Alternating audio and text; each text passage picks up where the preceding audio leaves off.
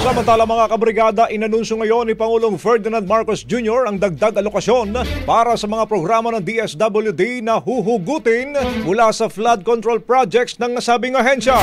Sa talumpati ng Pangulo sa kamustahan ng pamilyang matatag kasama ang huwarang pantawid at unang pamilya sa Malacanang, sinabi nitong nasa halos 36 na bilyong piso ang budget na tinapya sa DSWD na ilalagay naman sa mga programa ng Social Welfare Development gaya na lang ng Assistance to Individuals in Crisis Situation or AICS.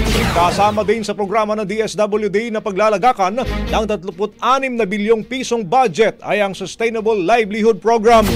Mas matutulungan anya ng dagdag pondo na ito ang ating mga kababayan na nasa panahon ng emerhensiya gaya ng operasyon, pambili ng gamot na maintenance at iba pang gastos para sa pagpapagaling. Palalakasin din anya ang inisyatiba para sa mga dating kombatant bilang mga targeted beneficiaries ng payapa at masaganang pamayanan.